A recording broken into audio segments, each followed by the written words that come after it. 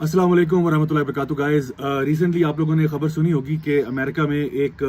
21 year old Cameron हेरन जो हैं जिन्होंने 2018 में एक गाड़ी के एक्सीडेंट में एक माँ और उनकी 1 साला बेटी को कुचल दिया था,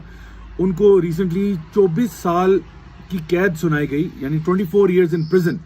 जिसके बारे में फिर सोशल मीडिया पे लोगों को बड़ा अजीब सा रिस्पांस आ रहा था कि भाई इतनी सख्त सज़ा क्यों दी जा रही है। और इस इशू के बारे में थोड़ा सा एक्सप्लेन करें कि असल में सज़ा क्या होनी चाहिए उस शख्स के लिए जो कि हु इज़ गिल्टी ऑफ मैनस्लॉटर, यानी कि जिससे गलती से कत्ल हो जाए। सो अब देखिए कि ये जो वाक़या है ये 2018 में पेश आया, जिस टाइम पे ये लड़का जो है ये 18 साल का था, इसकी फोर्ड मस्टैंग गाड़ी थी, उस पर इलीगल स्ट्रीट रेसिंग कर रहा था फ्लोरिडा के अंदर ही, और स्ट्रीट रेसिंग करते वक्त आगे से एक खातून और उनकी 1 साल बच्ची जो है वो इसके गाड़ी के सामने आ गई और इसने उनको कुचल दिया और उनकी इंस्टेंटली वहां पे डेथ हो गई। इसकी वजह से, क्योंकि जारी बात है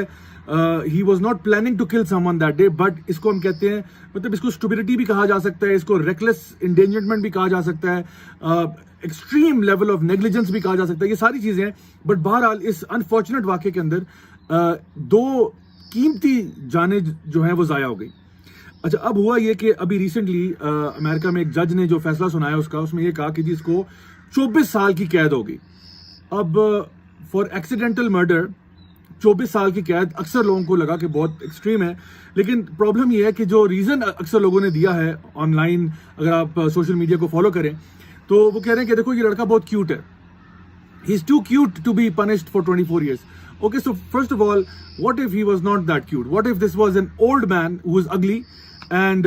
वो होता ना कि वो सिगरेट स्मोकिंग, टोबैको चूइंग, अजीब सा गंदी हालत में एक बंदा होता और उसने ये किया होता, तो क्या तब हमारा रवैया यही होता? Having said that, leaving all of that aside, मतलब हमें जस्टिस जो है ना, सबसे पहली बात आज की ये है कि justice has to be served, चाहे वो कोई अमीर हो, गरीब हो, खुश शक्ल हो, बद शक्ल हो, जो भी हो, जस्टिस होना चाहिए, क्योंकि 2 जानें ज़ाया हुई हैं। Having said that, ये पनिशमेंट मेरे हिसाब से भी काफी एक्सट्रीम है। अगर आप इस्लाम की बात करते हैं और जो उसूल और कवानीन इस्लाम हमें बताता है उनको अगर आप देखें तो अल्हम्दुलिल्लाह उसमें आपको इतना ज्यादा जस्टिस नजर आता है कि जो किसी और लॉ सिस्टम में नहीं है। देखिए इस्लाम में क्या है, अगर आपसे मैन स्लॉटर होता है, यानी कि आपने एक्सीडेंटली किसी को कत्ल कर दिया है, तो आपके ऊपर 2 चीजें अप्लाई करती हैं इंस्टेंटली। नंबर 1, आप दियत अदा करेंगे, दियत कहते हैं ब्लड मनी को, तो ये बल्कि आप अदा नहीं करेंगे, आपके जो फादर की साइड ऑफ द फैमिली है, जो आपकी पैटर्नल फैमिली है, वो पे करेगी, और ये काफी हेफ्टी अमाउंट होता है,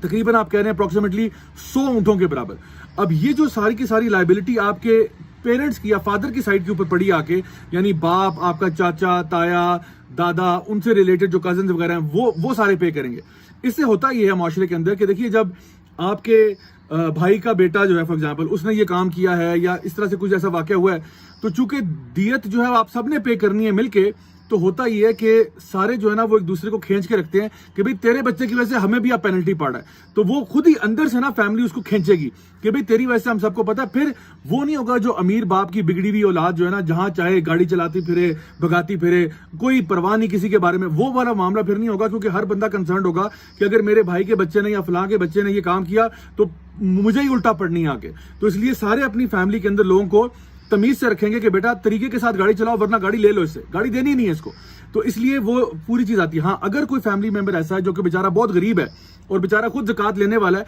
तो उसके ऊपर ये फिर दियत नहीं आती, ये उनके ऊपर आती है जो कि इस्तात रखते हैं, और ये कोर्ट डिसाइड करता है कि कौन कौन जो है वो कितना कितना अमाउंट जो है वो दियत का पे करेगा। तो पहली चीज जो होती है इस्लामिकली वही होती है कि ऐसे केस में जहां पे एक्सीडेंटल डेथ हुई है वहां पे ब्लड मनी पे की जाती है। दूसरा ये होता है कि जो कातिल है, जिससे गलती से कत्ल हो गया है, वो कफारा भी अदा करेगा। कफारा क्या होगा?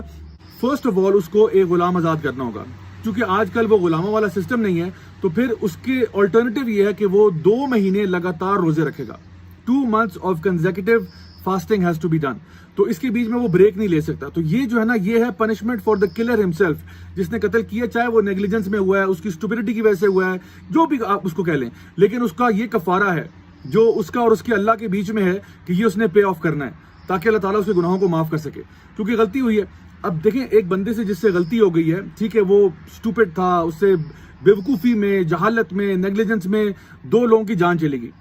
आपने उसको 24 साल की कैद कर दी, 24 years इन प्रिजन। देखिए ये अमेरिकन जो प्रिजन सिस्टम है ना, ये क्या करता है, एक बंदे को ना उठा के जेल में डाल देता है, اب وہ ٹیکس پیئر منی پہ اس کا خیال بھی رکھا جا رہا ہے, وہ اندر بیچارہ تپ رہا ہے, اندر اس کے ساتھ جو بھی معاملہ ہو رہا ہے ایک اذیت سے گزر رہا ہے. ہمارے یہاں جتنی بھی اسلامکلی اگر آپ دیکھیں پنشمنٹس ہیں وہ اسی وقت دی جاتی ہیں وہیں پہ اس بندے کو, اور پھر اس کو رہا کر دیا جاتا ہے, اب جاؤ چھٹی کرو. مثال کے طور پہ وہ کوئی کفارہ ہوگا, کوئی اس کی دیت پے کرے گا, اگر چور ہے اس کا ہاتھ کٹے گا. یہ نہیں کہ اب ایک چور ہے, فار ایگزامپل ایک باپ تھا وہ چوری کرتے ہوئے پکڑا گیا, بڑا ہیوی اماؤنٹ چوری کر رہا تھا, اب اس کو اندر بند کر کے آپ نے کیا کیا, اس کی فیملی کے اوپر مزید پریشر ڈال دیا. مطلب اس کو آپ نے فیملی کو آپ نے بیسکلی پنش کیا ہے باپ کو اندر بند کر کے. تو ہاتھ کاٹنے سے کیا ہے, اس کا ہاتھ کاٹا اور واپس اس کو سوسائٹی میں بھیجا کہ اب تم ذلیل بھی ہوگے سوسائٹی میں کیونکہ تم نے چوری کی تھی, تو پنشمنٹ تمہاری ہے, but you will still go back and serve your family. اسی طرح سے کوئی بندہ اگر زانی ہے تو اس کو 100 کوڑوں کی سزا ہے, 100 کوڑے مل کے واپس go back to normal life. یہ نہیں کہ اب اس کو پکڑ کے اندر 10 سال 20 سال 15 سال بند کر دیا. تو آپ اگر غور کریں تو جو ویسٹرن جو پریزن سسٹم ہے اور جو ان کا جو کرمنل لا ہے اس کے اندر آپ دیکھیں جتنی بھی پنشمنٹس ہیں وہ کرمنل کے ساتھ ساتھ اس کی پوری فیملی کو اذیت مل رہی ہوتی ہے. لیکن الحمدللہ ثم الحمدللہ جو اسلامک پنشمنٹس ہیں وہ اس قسم کی ایکسٹریم کیسز نہیں کرتی جہاں پہ